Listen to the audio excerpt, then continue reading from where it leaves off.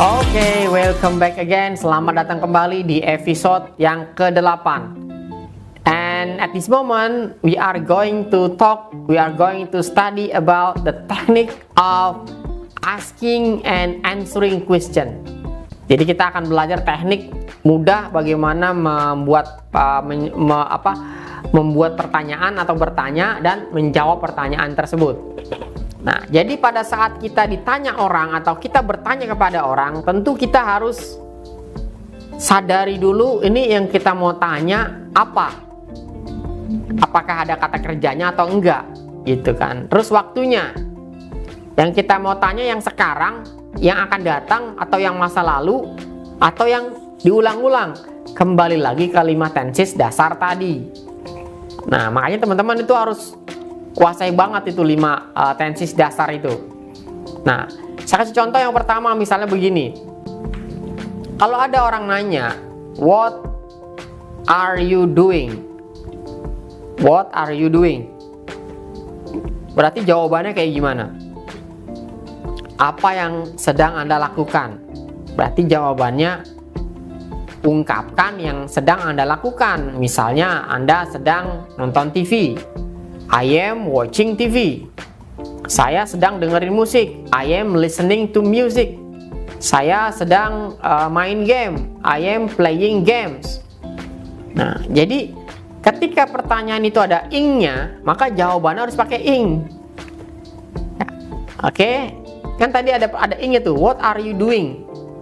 I am apa? Langsung kegiatan yang Anda lakukan. Atau pertanyaannya bukan ke Anda, tapi ke orang lain. Misalnya, what is your mother doing?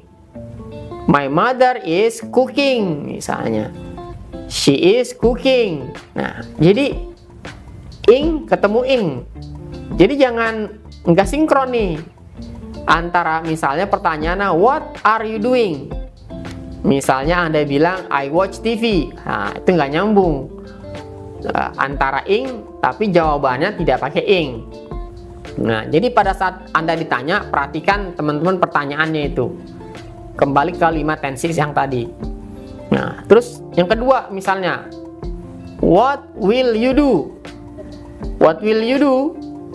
Ini kan berarti pertanyaan yang akan terjadi, yang akan Anda lakukan. Anda ditanya, what will you do? Maka jawabnya, I will watch movie. I will go to mosque.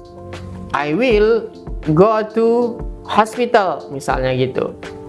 Nah, jadi lihat pertanyaannya, maka jawabannya harus disesuaikan dengan pertanyaannya.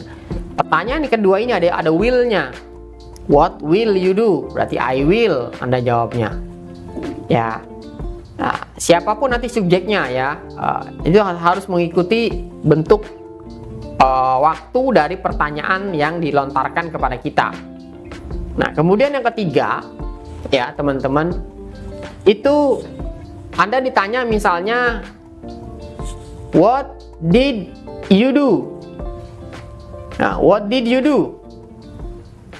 Nih, khusus untuk pertanyaan ini, what did you do? Ya, Anda langsung jawab dengan kan ini kan menunjukkan masa lalu. Ingat masa lalu kata kerja keberapa? Kedua kan? Maka Anda langsung jawab dengan kata kerja kedua. Nah, pertanyaannya misalnya, what did you do yesterday? Ya, langsung Anda jawab. I watch TV yesterday. I went to Surabaya yesterday. Jadi kata kerja kedua pakai apa? Karena ini bentuknya past tense. Jadi Anda harus perhatikan pola kalimat tanyanya dan jawabannya pun harus disesuaikan. Oke. Kemudian yang keempat, ya Anda ditanya seperti ini.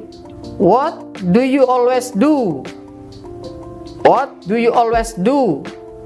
Apa yang selalu Anda lakukan? Maka Anda jawab, I always, ya misalnya go to school every day, go to work every day, I always drink coffee in the morning, I always bla bla bla. Nah, jadi pertanyaan dan jawaban harus matching. Jadi jangan yang satu sekarang nanti jawabannya yang kebiasaan atau sebaliknya. Nah, yang terakhir pertanyaannya adalah yang sudah terjadi. Apa yang sudah Anda lakukan? What have you done? What have you done? Langsung Anda jawab, I have done my homework. I have done my job. Apa yang sudah Anda lakukan? Saya sudah ngerjain PR saya sudah ngerjain kerjaan saya. Nah, jadi seperti itu teman-teman. Sebenarnya kalau bikin pertanyaan itu tergantung kita pemahaman tensisnya bagaimana. Ya, karena nanti dalam membuat pertanyaan yes no question itu adalah pertanyaan yang jawabannya ya dan tidak, yang diawali dengan kata-kata apakah. Nah, sekarang pertanyaannya nih, teman-teman tolong jawab. Apakah dalam bahasa Inggris apa itu? Terjemahannya apakah? Siapa yang bisa jawab silakan. Apa terjemahan apakah dalam bahasa Inggris? Kan nggak bisa dijawab dengan satu jawaban. Apakah itu tergantung tensisnya. Saya kasih contoh. Apakah Anda sedang makan? Apakah Anda akan makan? Apakah Anda selalu makan? Apakah Anda kemarin makan? Apakah Anda sudah makan? Apakah Anda bisa makan? Kira-kira 6 kalimat ini, 6 pertanyaan ini, apakahnya beda atau sama? Beda kan? Nah, jadi untuk memahami pertanyaan yes no question yang jawabannya yes atau no, kita harus memahami tensisnya dulu.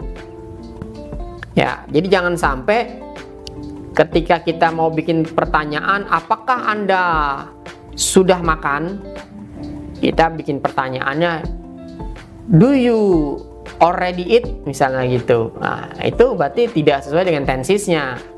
Yang benar adalah have you eaten. Nah, jadi ini penting banget kita memahami tensis yang 5 yang dasar ini. Ya, karena menurut saya inti dari grammar itu tensis, teman-teman. Karena kalau yang lain itu simple ya.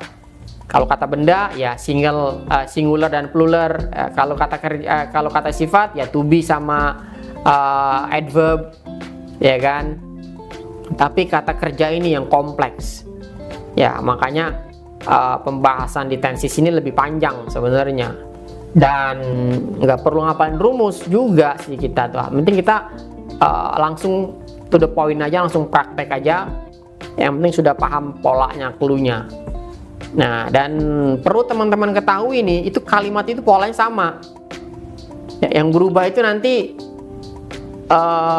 kata kerjanya tuh biasanya.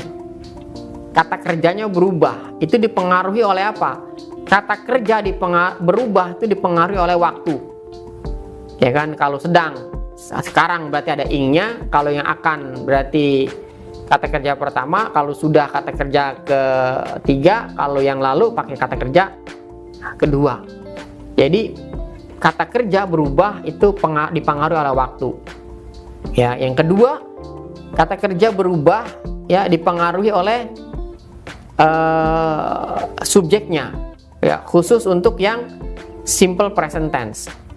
Nah, seperti itu. Nah, jadi teman-teman sekali lagi saya sarankan untuk memahami 5 tensis dasar ini dengan mudah, karena untuk bisa bikin kalimat dan memahami grammar dengan sederhana ya, kemudian membuat pertanyaan itu kembali lagi ke pemahaman kita tentang tensis. Nah, makanya kalau kita bertanya ya kan 2 bentuk pertanyaan kan. Yang pertama itu yes no question, yang diawali dengan kata-kata apakah. Nah, ini teman-teman harus ngerti tensis dulu nih. Yang kedua, pertanyaan yang diawali dengan 5W1H. What, where, when, why, who, which, dan seterusnya. Nah, nanti polanya sama aja tuh. Yang penting kembali lagi ke tensisnya.